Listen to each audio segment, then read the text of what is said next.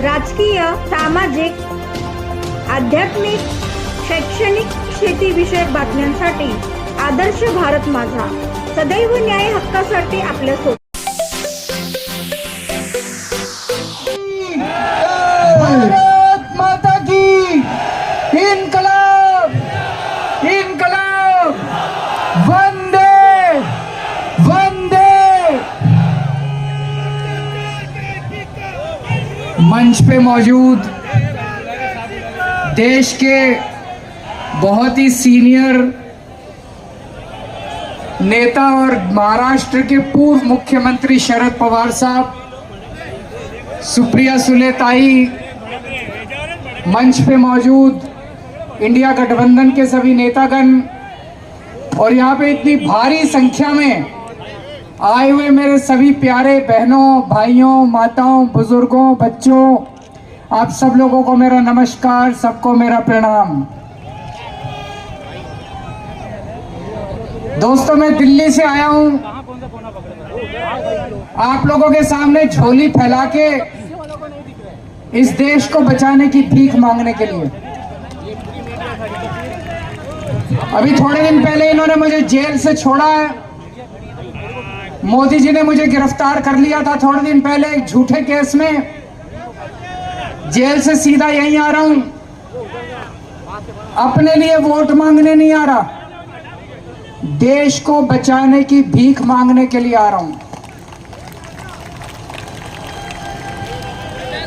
Supreme court का धन्यवाद करना चाहता हूं. मुझे उम्मीद नहीं थी मैं इतनी जल्दी छूट जाऊंगा. सुप्रीम कोर्ट ने, यह करिश्मा था, चमत्कार था, ऊपर वाले का चमत्कार था. जो जो लोग ऊपर वाले पे यकीन रखते हैं, भगवान को मानते हैं, मैं तो मानता हूं, ये भगवान के किसी चमत्कार से कम नहीं था कि अचानक एक दिन सुप्रीम कोर्ट ने कहा केजरीवाल को 21 दिन की मोहलत दे रहे हैं, जाओ और जाके चुनाव प्रचार करो. मैं दिल्ली में एक दिन रोड शो कर रहा था, निकलने के बाद तो एक महिला कहती है, सर आपको भगवान ने भेजा है 21 दिन के अंदर बीजेपी की ऐसी तैसी करने के लिए. तो मैंने भी ठान ली है, ये 21 दिन मैं सोऊंगा नहीं. 24 घंटे, एक एक पल, एक एक सेकंड पूरे देश में घूम घूम के देश को बचाने का काम करूंगा और उनको निकालने का प्रयास करूंगा, लोगों को जगाने का काम करूंगा. इन्होंने मेरे को जेल भेज दिया. मैं मन में सोच रहा था मेरा कसूर क्या है, मेरे को क्यों जेल भेजा. मैं छोटा सा आदमी हूं, मेरी छोटी सी पार्टी है, 2 राज्यों में हमारी सरकार है, दिल्ली में, पंजाब में. ये तो बहुत ताकतवर लोग हैं, इनके पास तो इतनी सत्ता है, इतना पैसा है, फिर मेरे को जेल क्यों भेजा. मेरे को जेल इसलिए भेजा क्योंकि दिल्ली के अंदर मैंने गरीबों के बच्चों की शिक्षा का इंतजाम किया. मेरे को जेल इसलिए भेजा क्योंकि दिल्ली के अंदर मैंने गरीबों के सरकारी स्कूलों को शानदार बना दिया. मोदी जी उसको रोकना चाहते हैं. मोदी जी नहीं चाहते कि गरीबों के बच्चों को अच्छी शिक्षा मिले. मैं कहना चाहता हूं मोदी जी, मैंने दिल्ली में 500 स्कूल बनाए, आप 5000 स्कूल बनाओ, 50,000 स्कूल बनाओ देश में, तब आपका बड़प्पन है. केजरीवाल ने 500 स्कूल बनाए, आप उसको जेल में डाल के स्कूल बंद करा दो. ये तो छोटी सोच है, ये तो छोटी मानसिकता है. मेरे को जेल में क्यों भेजा, मेरे को जेल में इसलिए भेजा, मैंने दिल्ली के अंदर शानदार सरकारी अस्पताल बना दिए, शानदार मोहल्ला क्लिनिक बना दिए, सबका इलाज मुफ्त कर दिया. दिल्ली में 2.5 करोड़ लोग रहते हैं, अमीर हो चाहे गरीब हो, सबको शानदार इलाज मिलता है, सारी दवाइयां फ्री, सारे टेस्ट फ्री. मोदी जी इसको रोकना चाहते हैं. मोदी जी नहीं चाहते कि गरीबों को अच्छा इलाज मिले. आपका बड़प्पन तो है, मैंने 500 मोहल्ला क्लिनिक खोले, आप 5 लाख हर गांव में मोहल्ला क्लिनिक खोलो ना, तब आपका बड़प्पन है. केजरीवाल ने 500 मोहल्ला क्लिनिक खोले, केजरीवाल को पकड़ के जेल में डालो, मोहल्ला क्लिनिक बंद कर दो. ये तो छोटी सोच है. और विडंबना देखो, मैंने दिल्ली में सब लोगों की दवाइयां फ्री कर दी, छोटी बीमारी हो चाहे बड़ी बीमारी हो, सबको फ्री दवाइयां, सारी फ्री दवाइयां मिलती है। लेकिन जब मैं जेल गया, 15 दिन तक इन्होंने जेल के अंदर मेरी दवाइयां बंद कर दी। मैं शुगर का मरीज हूं 20 साल से, बहुत हाई शुगर रहती है मेरे को। इंसुलिन का इंजेक्शन लगता है रोज, 4 बार इंजेक्शन लगता है रोज मेरे को। 52 यूनिट इंसुलिन लेता हूं मैं।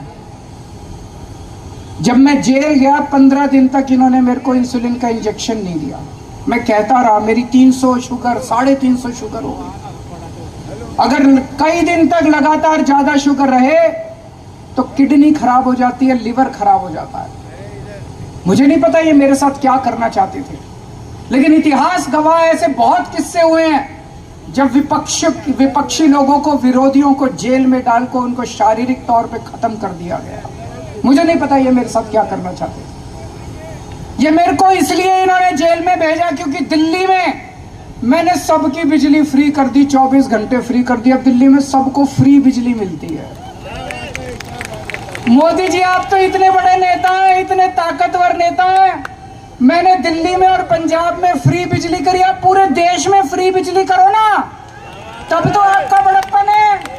आप केजरीवाल को जेल में डाल के दिल्ली की बिजली फ्री रोकना चाहते हो, ये तो कोई बड़प्पन नहीं है दोस्तों, ये तो छोटी मानसिकता है।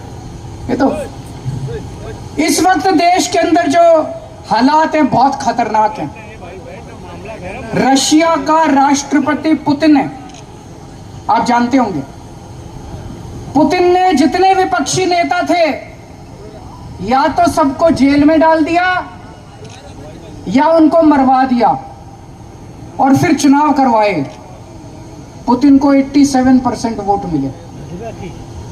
बांग्लादेश के अंदर अभी थोड़े दिन पहले चुनाव हुए, सारे विपक्षी नेताओं को जेल में डाल दिया और चुनाव करके शेख हसीना जीत गई।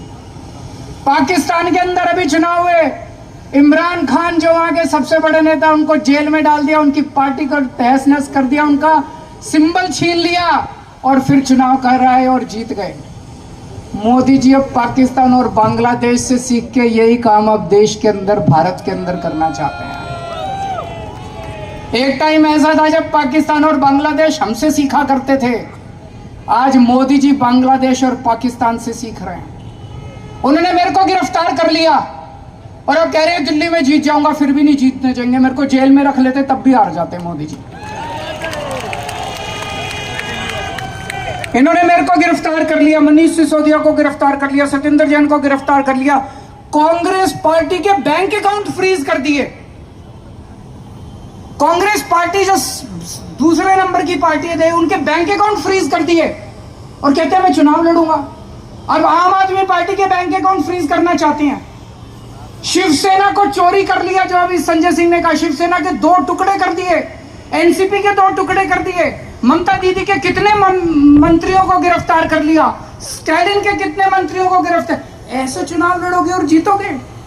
ये तो कायर आदमी करता है, कायर है मोदी जी।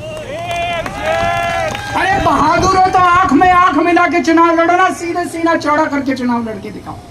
ये तो कायरों की निशानी है। इस तरह तो देश के जनतंत्र को खत्म कर रहे हैं, बाबा साहब अंबेडकर के संविधान को खत्म कर रहे हैं दोस्तों। एक और चीज मैं बताना चाहता हूं। 2014 में जब मोदी जी आए थे, उन्होंने एक रूल बनाया था। उन्होंने रूल बनाया था कि बीजेपी में जो भी नेता 75 साल का होगा उसको रिटायर कर दिया जाएगा। ये रूल बना के उन्होंने अडवाणी जी को रिटायर कर दिया, मुरली मनोहर जोशी जी को रिटायर कर दिया, सुमित्रा महाजन को रिटायर कर दिया, यशवंत सिन्हा को रिटायर कर दिया। अगले साल 17 सितंबर को मोदी जी 75 साल के हो रहे हैं।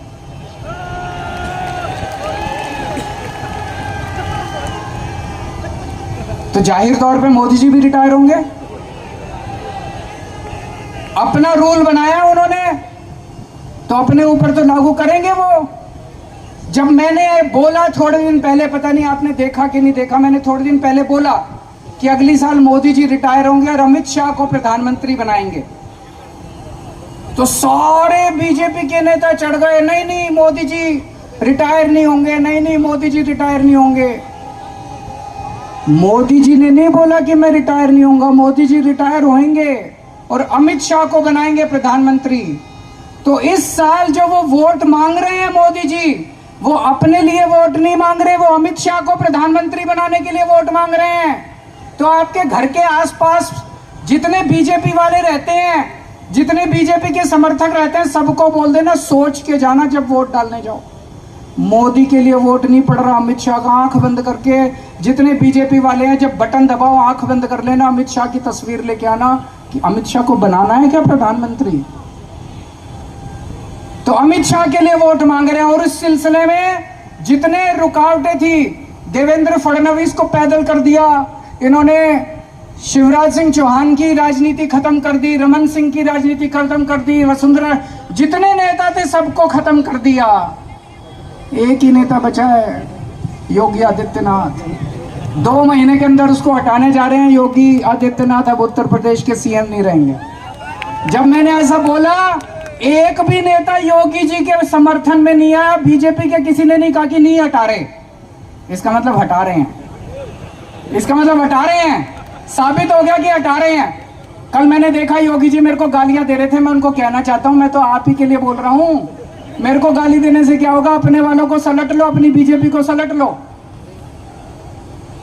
दोस्तों, एक एक करके ये सारे नेताओं को खत्म कर रहे हैं। और मैं आपको चेतावनी देना चाहता हूं कि अगर इस चुनाव में 4 जून को बीजेपी जीत गई, वैसे तो जीत नहीं रही है, अगर जीत गई तो मैं आपको बता रहा हूं कि सुप्रिया सुले भी जेल में होगी, शरद पवार भी जेल में होंगे, उद्धव ठाकरे भी जेल में होंगे और आदित्य ठाकरे भी जेल में होंगे। मैं आज तक मैंने जितनी पॉलिटिकल भविष्यवाणी की है, तो हमें मेहनत करनी पड़ेगी। थोड़े दिन रह गए, किसी भी हालत में हमें बीजेपी को जीतने नहीं देना है। और जिस तरह की गालियां दे रहे हैं प्रधानमंत्री जी, उन्होंने शरद पवार साहब को कहा भटकती आत्मा। ये कोई इतने सीनियर आदमी है, 84 साल के बुजुर्ग हैं। मोदी जी 74 साल के हैं, 10 साल सीनियर है उनसे। ऐसे किसी बुजुर्ग को कहना ठीक है क्या? प्रधानमंत्री को ऐसी भाषा अच्छी लगती है? उनको कहते हैं नकली शिवसेना, नकली संतान, ये अच्छी लगती है? ये तो पूरे महाराष्ट्र के मराठी मानुस की बेइज्जती का सवाल है। इस बार जब जाओ तो बटन दबा के उनको इस गाली का जवाब देना जब वोट डालने के लिए जाओ।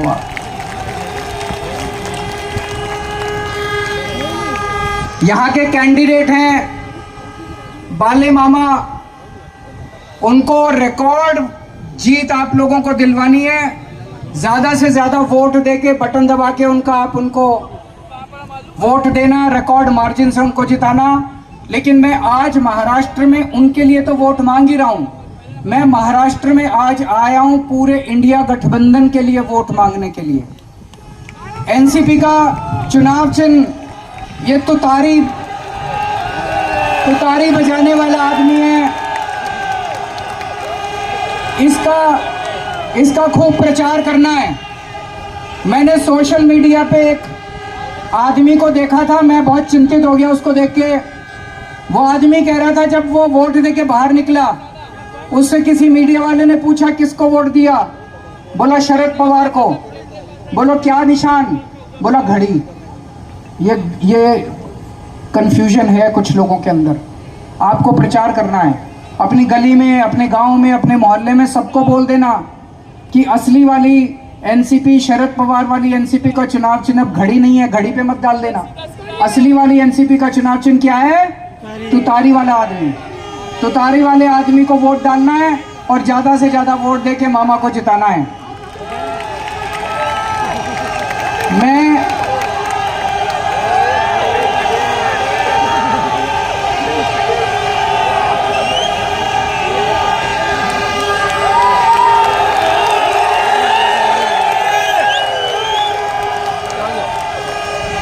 21 दिन के लिए बाहर आया हूं।